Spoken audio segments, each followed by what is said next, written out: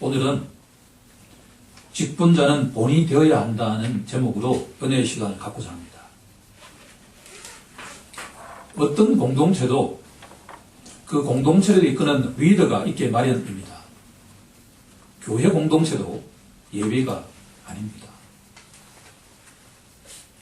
교회는 리더들을 직분자라고 부릅니다. 5월 26일이 되면 덕성교회가 창립한 지 만 3년이 됩니다. 창립 3주년을 맞이해서 덕성교회 첫 직분자를 세우고자 합니다. 금주 설교 제목으로 디모데 전서를 택한 것은 직분자를 세우기 위한 준비 과정입니다. 목회 서신으로 불리는 디모데 전후서와 디도서에는 직분자에 관한 교훈이 풍성하게 담겨 있습니다.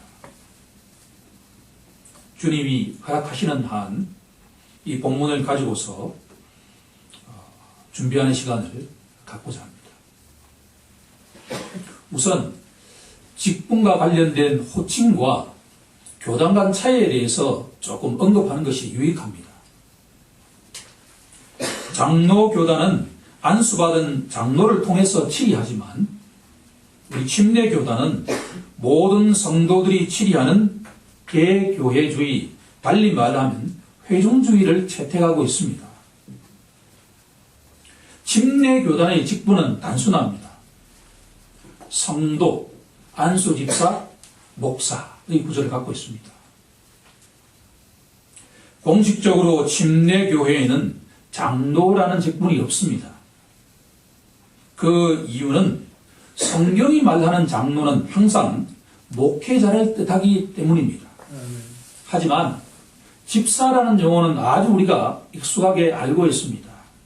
초대 교회부터 스데반 집사 등 7 집사가 훌륭하게 교회를 치리했다라고 하는 말씀을 듣고 있기 때문입니다. 그러면 교회에서 일반적으로 집사라고 부르는 호칭은 서리 집사입니다. 서리 집사는 매년 임용되지만 한 번 집사가 되면 계속해서 집사로 불리는 것이 관행입니다. 흥미롭게도 감리교단에는 특별한 직제가 있습니다. 권사는 우리가 여성에게 주는 직분이라고 알려져 있지만 감리교회에는 남성 권사가 있습니다. 서리 집사와 장로 중간에 권사라는 직분을 두고 있는 것이 감리교단의 특성입니다. 오늘 우리가 알고자 하는 것은 성경이 말하는 직분자의 특성이 무엇인가에 대한 것입니다. 한마디로 요약한다면 직분자는 교회 공동체의 본이 되어야 한다는 것입니다. 본문 16절을 보면 이렇게 선포하고 있습니다. 그러나 내가 긍휼을 입은 까닭은 주를 믿어 영생을 얻는 자들에게 본이 되게 하려 하심이니라. 본이라고 하는 것은 모범이 되어야 한다라는 의미입니다. 그러면 본이 되는 직분자는 어떻게 하면 본이 될까를 본문 속에서 3가지 관점에서 정리해 보고자 합니다. 첫째, 직분자는 봉사하는 자입니다. 본문 12절을 보면 나를 능하게 하신 그리스도 예수 우리 주께 내가 감사함은 나를 충성되이 여겨 내게 직분을 맡기심이니 라고 되어 있습니다. 예수님께서는 사도 바울에게 사도의 직분을 맡기셨습니다. 직분이라고 번역되어 있는 이 단어의 의미는 봉사하다라고 하는 의미입니다. 디오코니아라고 되어 있는 이 단어는 섬기다, 봉사하다, 영어로 말하면 to serve, 명사로 말하면 서비스의 개념을 갖고 있기 때문입니다. 오늘 우리가 본질적으로 합의해야 될 것은 어떤 직분이든 교회 직분자의 본질은 교회 공동체를 섬기는 것입니다. 봉사하는 것입니다. 본문 12절에는 직분과 관련되어 있는 세 가지의 비밀이 숨겨져 있습니다. 성령님의 인도함을 따라서 12절에 숨겨져 있는 비밀 세 가지를 찾아보고자 합니다. 첫 번째 단어는 능력이라고 하는 단어입니다.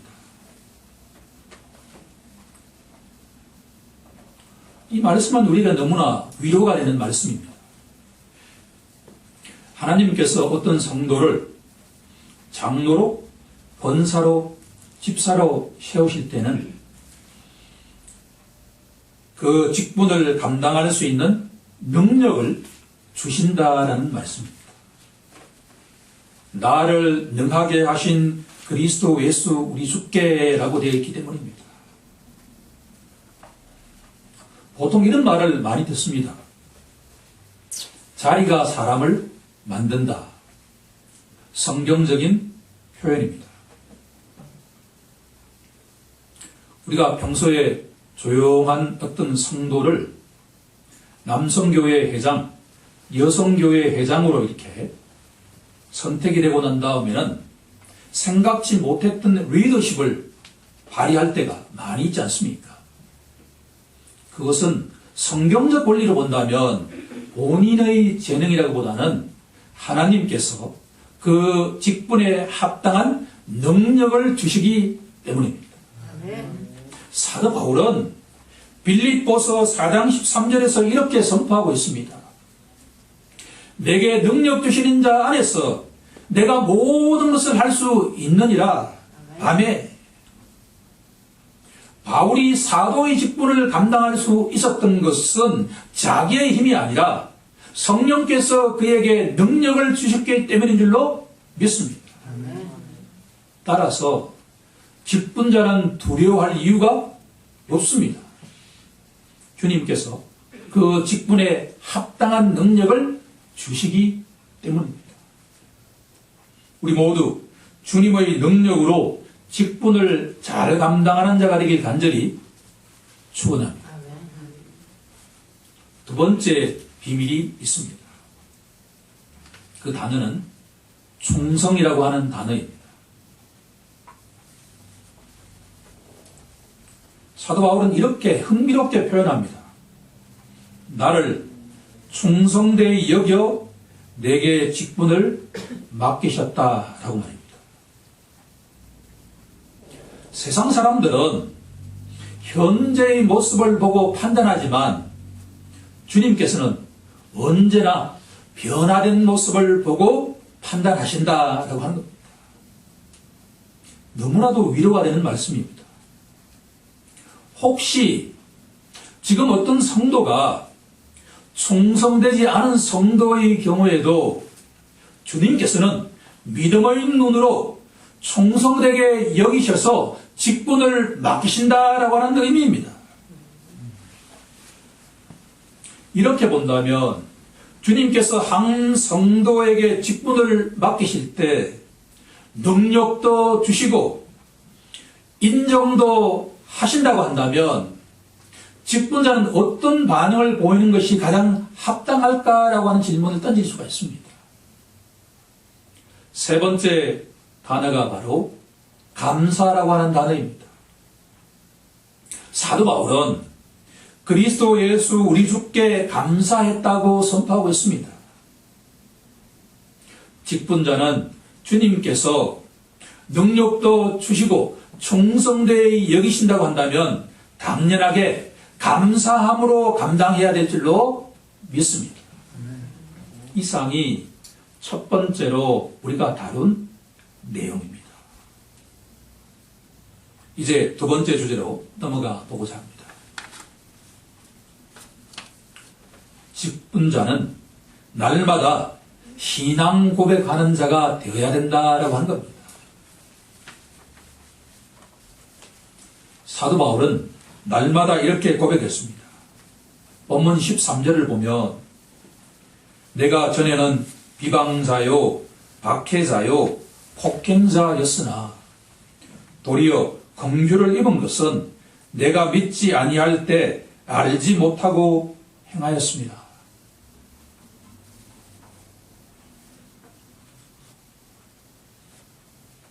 바울은 자신은 절대로 사도의 직분을 받을 자격이 없다라고 고백하고 있습니다.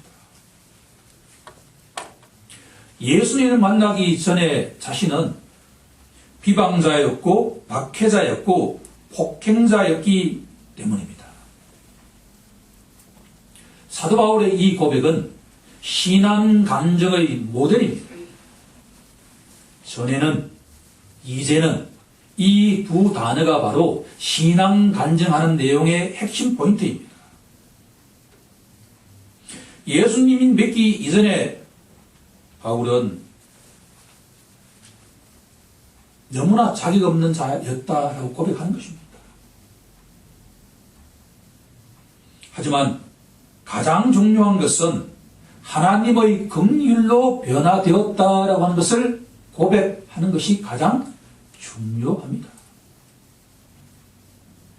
그러면 예수님을 만나기 이전에 사도 바울은 어떤 사람이었는가에 대한 내용을 조금 더 살펴볼 필요가 있습니다. 사울은 비방자였습니다. 이 말을 다른 말로 표현하면 신성모독자였다라고 하는 겁니다. 예수님께서 이렇게 말씀하십니다. 나를 본 자는 아버지를 보았느니라. 나와 아버지는 하나이니라. 사울은 이 말씀을 철저하게 부정했습니다. 왜냐하면 나사렛 예수는 절대로 하나님의 아들일 리가 없다라고 확신했기 때문입니다. 천지 만물을 창조하신 창조주 하나님께서는 때가 되면 강력한 왕권의 메시아를 보내셔서 로마 압제로 신음하는 이스라엘 백성들을 해방시킬 것이라고 확신했기 때문입니다. 만왕의 왕 만주의주이신 하나님께서 저렇게도 무기력하게 십자가에서 죽은 아들 메시아를 보냈을 리가 없다라고 확신하고 믿었기 때문입니다.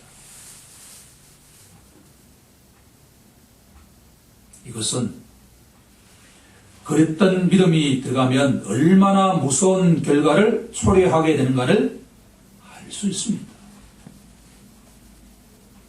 그릇된 믿음을 가진 자가 하나님께 열심을 내면 낼수록 그 자는 교회 공동체를 파괴하는 자가 되기 시작한다는 것입니다.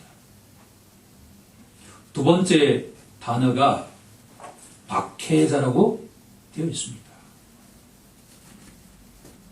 사도 바울은 나사렛 예수를 믿는 자는 땅 끝까지 쫓아가서 박해하는 자가 되기 시작했습니다. 그렇게 하는 것이 하나님께 영광을 올려드린다고 확신했습니다. 굳게 믿었기 때문입니다. 이단을 믿는 자가 무서운 이유가 여기에 있습니다. 절대로 자신은 하나님의 영광을 위해서 살아간다라고 확신하고 있다라고. 신성모독자, 박해자 사울은 결국은 폭행자가 되지 않을 수가 없었습니다. 이 폭행자라고 하는 단어의 뜻을 살펴보면 흥미롭게도 오만한 자라고 하는 의미가 들어가 있습니다.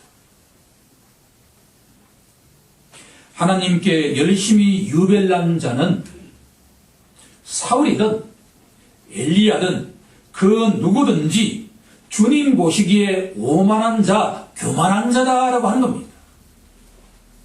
단적으로 말씀드린다고 한다면 예수 믿기 전에 사울은 이 세상에서 가장 오만한 자, 교만한 자였다라고 결론을 내릴 수 있다라고.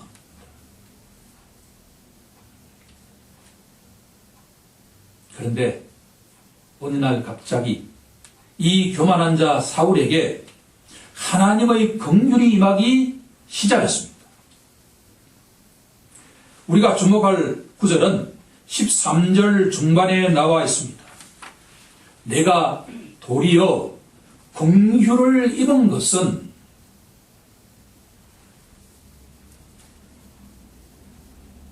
사도 바울이 왜 긍휼을 입었다라고 표현할까라고 질문한다면 여기 모인 우리 모든 주의 백성들을 구약의 한 구절로 우리들을 데리고 간다라고 하는 겁니다.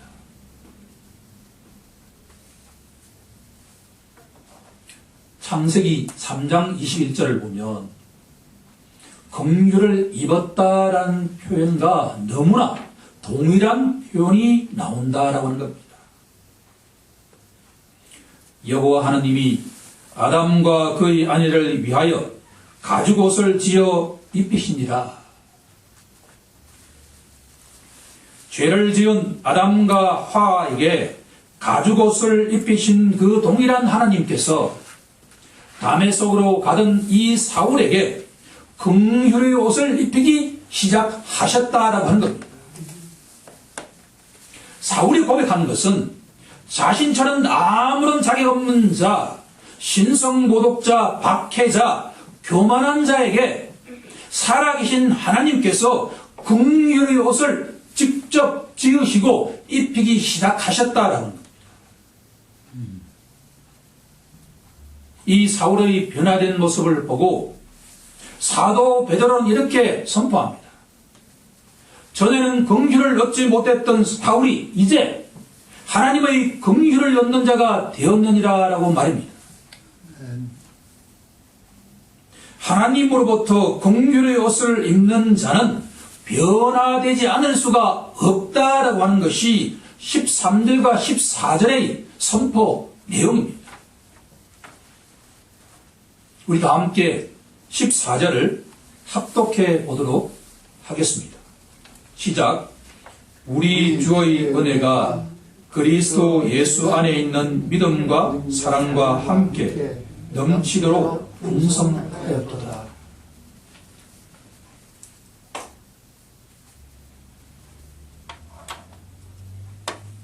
14절에 변화된 영혼의 모습을 우리에게 계시해주고 있습니다. 세 단어에 또 주목해 보고자 합니다. 첫 번째 단어가 은혜라고 하는 단어입니다. 이 은혜라는 단어와 대칭에 있는 단어가 비방자라고 하는 단어입니다. 나사렛 예수를 절대로 믿지 않았던 그 사울의 입에서 이제 나사렛 예수만이 유일한 구원자이고 유일한 주인이 되었다라고 고백하고 있다라고 하는 겁니다. 고린도전서 15장 10절은 이렇게 증언합니다. 그러나 내가 나된 것은 하나님의 은혜로 된 것이다. 하나님의 긍휼의 옷을 입은 자는 자신의 모든 것이 하나님의 전적인 은혜라고 고백하지 않을 수가 없습니다. 엄청난 변화 아닙니까? 예수라면 끝까지 쫓아가서 박해하고자 했던 그 장본인이 예수만이 나의 구원자라고 고백하기 시작했다라고 하는 겁니다. 세상에 이것보다 더 근본적인 변화를 알 수가 있겠습니까? 나의 나 된 것은 하나님의 전적인 은혜다라고 고백하는 자가 바로 변화된 성도의 참된 모습입니다. 우리도 그렇게 고백하길 간절히 소망합니다. 두 번째 단어는 믿음이라고 하는 단어입니다. 이 믿음이라고 하는 단어는 박해자라고 하는 단어에 대칭되어 있습니다.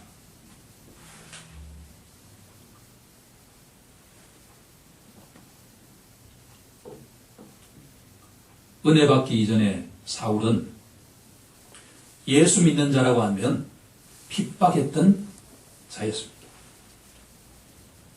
끝까지 쫓아가서 그들을 감옥에 쳐넣고 사형에 처하게 했던 자였습니다. 사울은 철저하게 분리시키는 자였고 하목과는 아무런 관계가 없는 자였습니다. 그런데 이제 변화된 사울은 예수 믿는 모든 사람들을 자신의 형제이자 자매라고 고백하기 시작했다라고 합니다. 전에는 반목했던 이 장본인이 이제는 예수 그리스도의 화목자가 되기 시작했다라고 하는 겁니다. 믿음이라고 하는 것은 화해자인 줄로 믿습니다. 예수 믿는 자는 철저하게 박해자가 아니라 화목자가 되어야 하는 줄로 믿습니다. 세 번째 단어는 사랑이라고 하는 단어입니다. 이 단어는 바로 폭행자라고 하는 단어에 대칭되어 있습니다.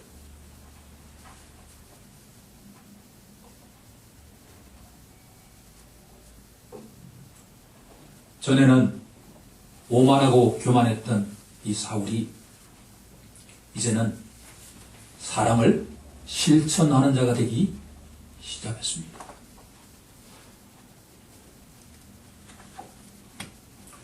오늘 설교의 가장 중요한 시점에 와 있습니다.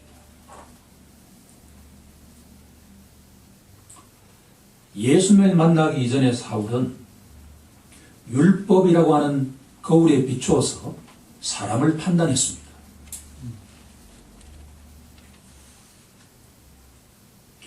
율법이라고 하는 거울에 사람을 비추면 모든 사람이 죄인이 되지 않을 수가 없습니다. 우리가 읽지 않았던 1장 9절과 10절에는 15가지 유형의 죄인이 언급되어 있습니다. 이 속에 들어가지 않을 사람은 한 사람도 없습니다. 주님이 사랑하시는 성도 여러분, 시간이 나실 때 손을 꼽아가면서 15가지를 확인해 보시길 소망합니다. 그런데 이랬던 사울이 예수님을 인격적으로 만난 다음에 뭐라고 고백하냐 그러면 내가 죄인 중에 괴수다라고 고백하기 시작했습니다.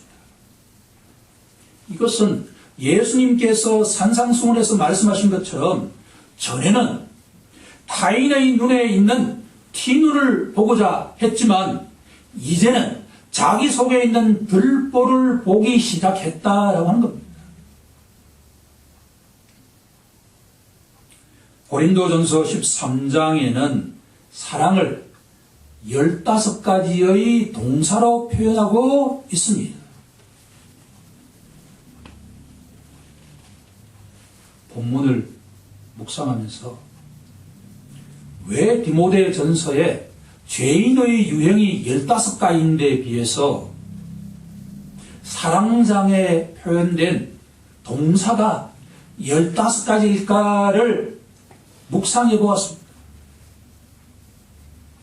여기에는 중요한 영적 의미가 있다는 생각이 들지 않을 수가 없었습니다. 예수 믿기 이전에 사울은 모든 사람들을 이 15가지의 죄인의 유형 속에서 분류했던 자였다라고 합니다. 그런데 예수님을 만나고 난 다음에 하나님의 긍휼의 옷을 입고 난 다음에 이 바울은 모든 사람들을 정죄하는 대신에 사랑의 대상으로 보기 시작했다라는 겁니다. 사랑은 오래 참는 것입니다. 사랑은 온유한 것입니다. 사랑은 시기하지 않는 것입니다. 사랑은 자랑치 않는 것입니다. 사랑은 교만치 않는 것입니다. 라고 자신에게 외치기 시작했다라고 하는 겁니다. 타인을 정죄했던 사람이 이제는 타인을 용서하고 사랑을 실천하는 자가 되었다.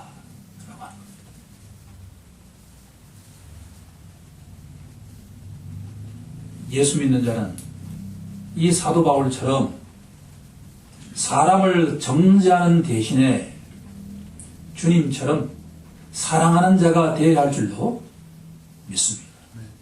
우리도 그렇게 되길 간절히 소망합니다. 이제 마지막 과제로 넘어가고자 합니다. 세 번째로 직분자는 하나님의 은혜로 사는 자입니다.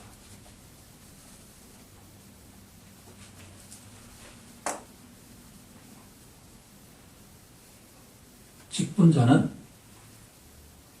자기 힘으로, 자기 경험으로 직분을 감당할 수가 없습니다.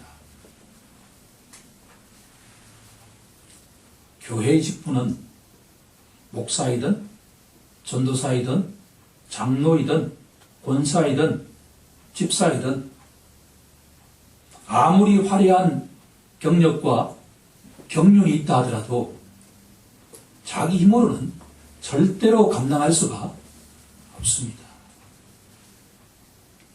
더욱 흥미로운 사실은 금주에 아무리 은혜 충만, 성령 충만한 자라 하더라도 다음 주에 그 직분을 잘 감당한다는 보장이 절대로 없는 곳이 교회 공동체입니다. 성도는 두려워할 필요가 없습니다.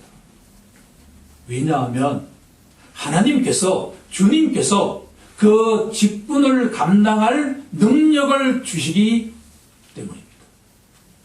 그런데 하나님께서 주시는 그 능력은 하루치만 주신다라고 하는 것이 흥미로운 사실입니다. 그러면 봉사하는 이 직분자가 교회 공동체의 직분을 잘 감당하기 위한 비밀은 어디에 있습니까? 날마다 하나님의 은혜를 받아야 된다라고 하는 것이 그 비밀입니다. 코람데오 하는가에 따라서 자신에게 주님이 맡기신 그 직분과 소임을 잘 감당할 수가 있다. 그래서 직분자는 날마다 하나님의 은혜, 하나님의 긍휼의 옷을 입어야 된다라고 하는 겁니다. 우리 모두 주님이 주시는 은혜로 맡기신 직분을 잘 감당하기 간절히 소망합니다. 이제 말씀을 정리해 보고자 합니다. 직분자는 교회 공동체를 섬기는 일꾼이라고 우리는 배웠습니다. 사도 바울은 그리스도의 비밀을 맡은 일꾼에게 요청되는 것이 딱 하나 있는데 그것은 충성이다라고 했습니다. 주님께서 우리에게 직분을 맡기실 때 능력도 주시고 우리 안에서 선한 일을 시작하신 주님께서 신실하게 변화시켜 간다라고 하는 것을 기억한다면 어떠한 직분이든 감사하면서 영접하고 감당하는 것이 성도의 자세인 줄로 믿습니다. 아멘. 보다 중요한 것은 직분자는 날마다 신앙을 고백해야 되는 줄로 믿습니다. 제가 전에는 신성 모독자였고 박해자였고 그리고 교만한 자였지만 이제는 하나님의 은혜로만 살아가는 자입니다. 이제는 믿음으로 영접하는 자입니다. 이제는 정죄하는 대신에 사랑하는 자입니다. 라고 고백해야 될 줄로 믿습니다. 아멘. 마지막으로 직분자는 날마다 하나님의 긍휼의 입을 때 그 직분을 잘 감당할 수 있다는 것을 마음판 깊이 새기길 간절히 소망합니다. 우리 모두 주님이 맡기신 직임을 감사함으로 감당하는 자가 되길 우리 주 예수 그리스도의 이름으로 간절히 축원하옵나이다. 아멘.